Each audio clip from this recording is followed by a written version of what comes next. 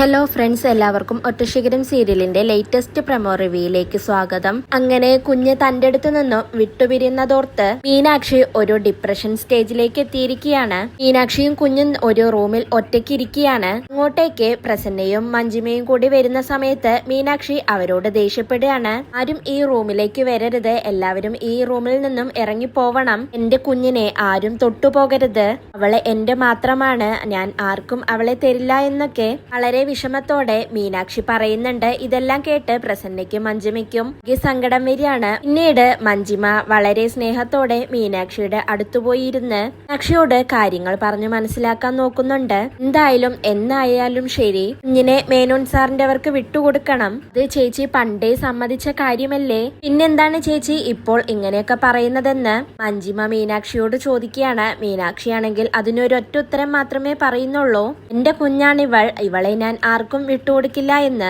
ഇതിനുശേഷം കുഞ്ഞിന്റെയും മീനാക്ഷിയുടെയും കാര്യം മഞ്ജിമയും തുളസിയേട്ടനും തമ്മിൽ സംസാരിക്കുന്നുണ്ട്. തുളസിയേട്ടൻ മഞ്ജിമയോട് പറയുന്നുണ്ട്, ഇനിയിപ്പോ ഒരു ദിവസം വൈകി വന്നാലും കുഴപ്പമില്ലെന്ന് വെക്കാം, പക്ഷെ അവന്മാര് നാളെയും കുഞ്ഞിനെ വാങ്ങാനായി വന്നില്ലെങ്കിലോ എന്ന് തുളസിയേട്ടൻ പറയുമ്പോ മഞ്ജിമ ചോദിക്കുന്നുണ്ട്, അങ്ങനെ അവരെ വരാതിരിക്കോ എന്ന്. പിന്നീട് തുളസിയേട്ടൻ എന്തായാലും നമുക്കിതിനൊരു തീരുമാനമുണ്ടാക്കാമെന്ന് പറഞ്ഞ് ചന്ദ്രമോഹനെ വിളിക്കുകയാണ്. ചന്ദ്രമോഹൻ കാറിൽ പോയിക്കൊണ്ടിരിക്കുന്ന സമയത്താണ് തുളസിയേട്ടന്റെ ഫോൺ വരുന്നത്. തുളസിയേട്ടനാണ് വിളിക്കുന്നതെന്നറിഞ്ഞ് ചന്ദ്രമോഹൻ ഒരു പേടിയോടെ ആ ഫോൺ കോൾ കട്ട് ചെയ്യാണ്. പിന്നീട് വീണ്ടും തുളസിയേട്ടൻ ചന്ദ്രമോഹന്റെ ഫോണിലേക്ക് വിളിക്കുന്നുണ്ട്. ചന്ദ്രമോഹൻ എന്നിട്ട് ഫോൺ അറ്റൻഡ് ചെയ്യാണ്. എന്നിട്ട് ചന്ദ്രമോഹൻ തുളസിയേട്ടനോട് പറയുന്നുണ്ട്, ചേട്ടാ ഞാൻ പറയുന്നതൊന്ന് കേൾക്കണം എന്ന് പറഞ്ഞുകൊണ്ട് അങ്കിതയ്ക്കും മുകുന്ദനും ഉണ്ടായ കാര്യങ്ങളെല്ലാം തുളസിയേട്ടനോട് പറയുകയാണ്. ഇതെല്ലാം കേട്ട് തുളസിയേട്ടൻ ആകെ ഷോക്കാവുകയാണ്. ഇതോടുകൂടിയാണ് ഇന്നത്തെ പ്രമോ അവസാനിക്കുന്നത്.